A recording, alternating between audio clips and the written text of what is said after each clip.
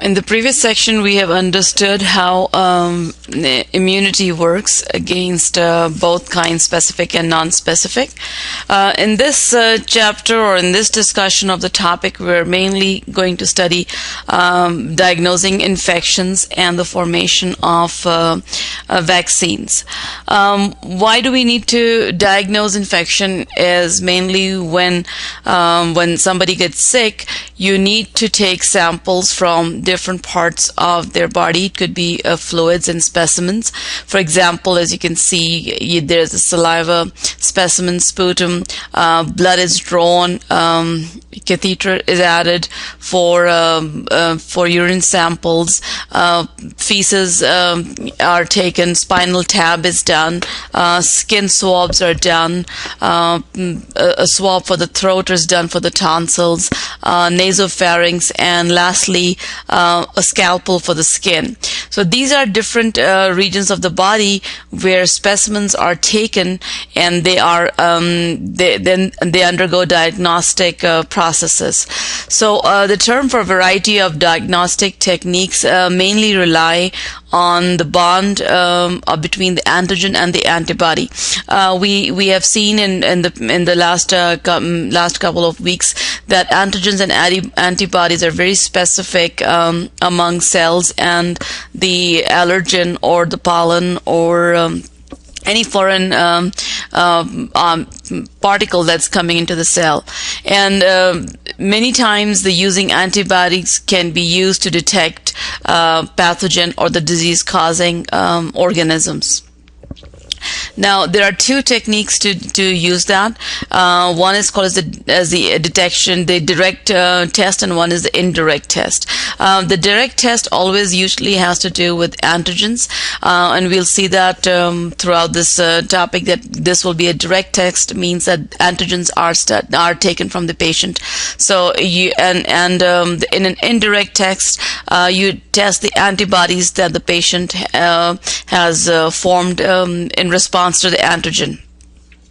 So here is just a serological test that you can see for a pregnancy test, in which monoclonal antibodies are actually studied against the human growth hormone, HCG, the reproductive hormone for the placenta, and the bonding between the antibody and the HCG creates a color change which can be measured. So these are examples of serological tests. There are many kinds of different serological tests done, and serological tests are mainly done by many techniques. There is one of the newest techniques are the monoclonal antibodies, are also called as the MABs. I'm going to go ahead and write down MABS, MABs for short. And besides that, there are many other techniques such as the precipitation reaction, agglutination, complement fixation, ELISA, fluorescent body, and Western blot. And we will go through a little bit of each as to what are these different reactions. Remember, the property of the antigen antibody specificity is the reason or the technique behind or the concept behind all of these techniques. So let's look at the first one, which are the monoclonal antibodies. They are mainly produced by specialized B cells. Remember, we talked about them in the previous specific immunity, the antibody-mediated lecture, in which we said that B cells produce a single type of they have a potential to produce a single type of antibody against an antigen. So if this could be isolated and cultivated, for example, up here you can see from getting the antigen to the mice, the spleen sample is taken, and within that we found that there's spleen cells that are unfused, they're fused, and they're hybrid cells. And now these antibodies that are produced are then actually mixed up, I forgot to tell you, with the cancerous cell over here. Now, because in cancerous cells, mainly the B cells are not recognizing the antibodies or the antigens, so now we can see that if there is a hybrid formation, then it will sediment at a different stage, and this can serve to detect or purify that substance. It's very useful technique, very recent, especially with understanding of cancerous cells.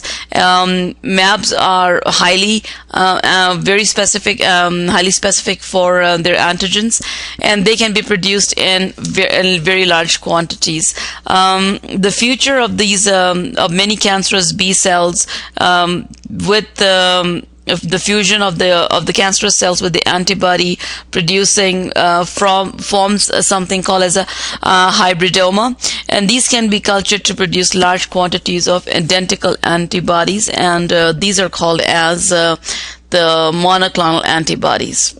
So something very new, especially used for detection for certain kinds of cancers and malignant tumors.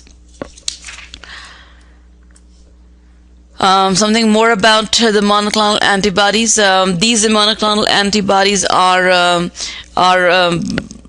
they undergo a process, and they're used for immunotoxins. That is, sometimes instead of the cancerous cell, the toxin that is released by the cancerous cells can be used to hybridize with the MAB or the antibody. There is chimeric is a term that means a human murine hybrid, something with have two different species. Antigen from one species can be attached to the antibody from another source, and that's called as the chimeric MABs. There are also humanized MABs that are constructed so that the murine portion, what is the portion that is limited to the antigen binding sites, and these MABs are about 90% human, also used in some more genetic diseases. And then we have the fully human antibodies, which are also produced from a human gene on a mouse. So just to give you know what the term MAB stands for and what in general does it do. The next type of reaction we want to look at are the precipitation reactions.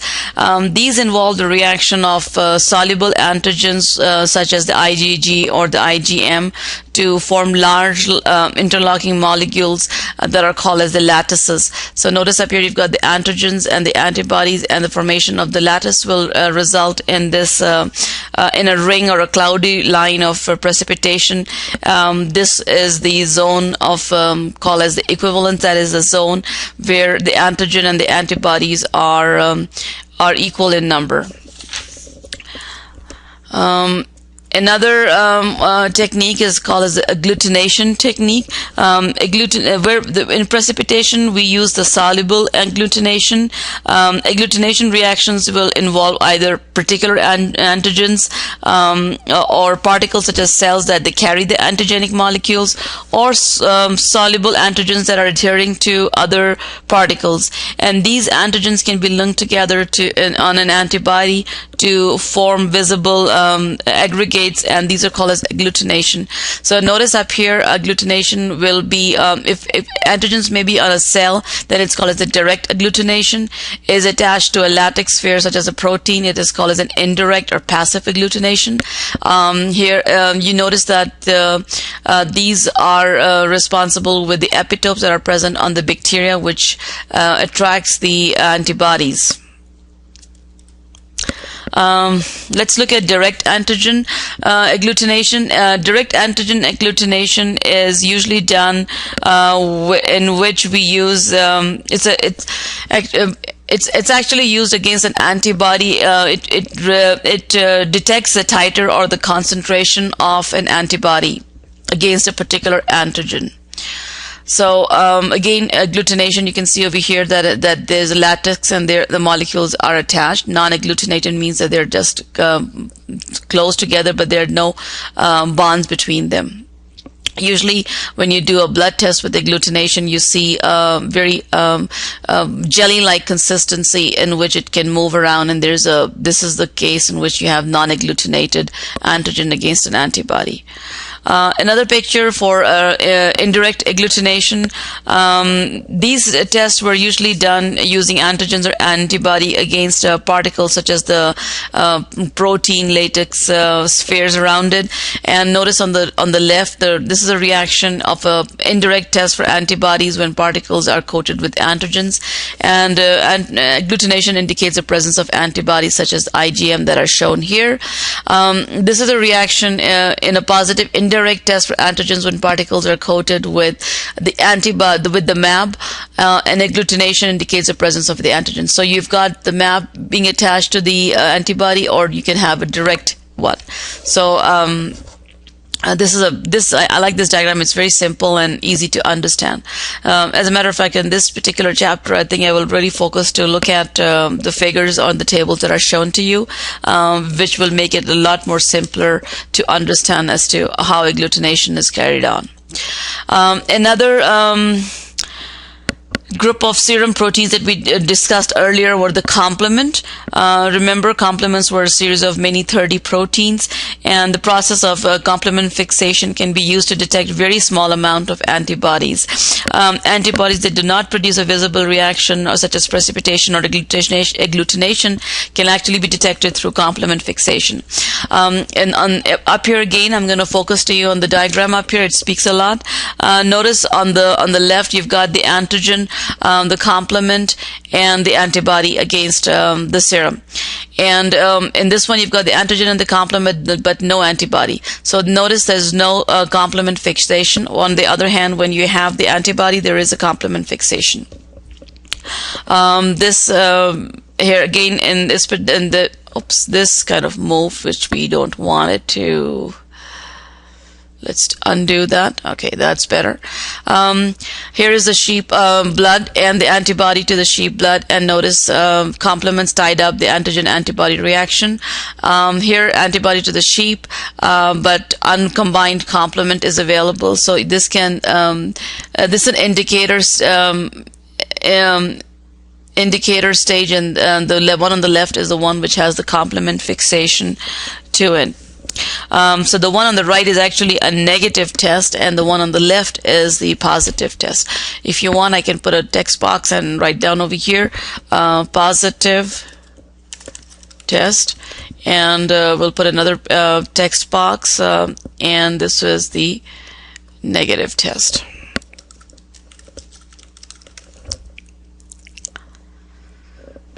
One other technique that is used, which is called as the enzyme-linked immunosorbent assay, and this is in short called as ELISA. It's a very wide used group of tests, and there are two basic methods in ELISA. One is the one in which you have a direct test that measures the antigens, and another test that measures. It's actually, this should be a trying to see, this picture up here is right. Yeah, and the second test is the ELISA test, that is the indirect test that tests the antibodies. This should be indirect test to detect antibodies. That's better. So a positive test is shown up here. Antibody is absorbed on the well. Patient's sample is added. Complementary antigens bind to the antibody, and the enzyme substrate is added, and the reaction produces a color that can be detected. In an indirect manner, you find the same thing, but you're using antibodies instead of the antigen in here. Now, ELISA is a pretty long technique that will actually take a couple of days to get results from. And I wish we had some time in class in which we could have done ELISA during labs. But it's a very important term to remember. You may hear about this in many clinical forms. There are procedures that are often highly automated, and there are some home pregnancy kit that is based on the concept of ELISA, or the enzyme-linked immunosorbent assay. Last one we want to look at is the fluorescent antibody testing, and this is the one in which you use tagged antibodies. The tagged antibodies means that an antibody that is fluorescent, and usually it's fluorescent by labeling an atom such as sulfur or sulfur in there, and when it is attached, when it is put together with, for example, a sample of streptococci from a patient's throat, it will bind and give a color that can be detected under UV light. So fluorescent dye, it actually would be shining even. On the other hand, in the indirect method, you take a stock of one of the bacteria-specific antibodies of a patient. Antibodies are binding to the bacteria, and then you let it go through a fluorescent dye, in which the fluorescent dye will attach to the serum globulin, and it will react, and then it will show a fluorescent. So two different techniques, but both of them are using tagged antibodies, which are called as fluorescent radioactive elements are pretty much used in here to give you the fluorescence. Lastly, we want to look at one other technique, which is called as the Western blot.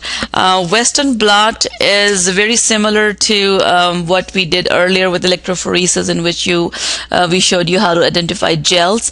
The difference over here is that a Western blot actually uses proteins, unlike the regular Southern blot, which uses the DNA. So same techniques up here. You've got a lane that has many blue lines, and these are different proteins, and then you can see different days of the different various proteins that are formed, and you can match just to see that after 2 days there is no presence of a protein P24. It starts appearing after day 9 and so forth. In this chapter, I'll also recommend that go in the back of the chapter and actually just go through the study outline. Very briefly, it has discussed each of the reactions that are going on, and have a general sense of a couple of these reactions and how they are used. I'm not very keen on doing a lecture on techniques, as you may have seen during my biotechnology lectures too.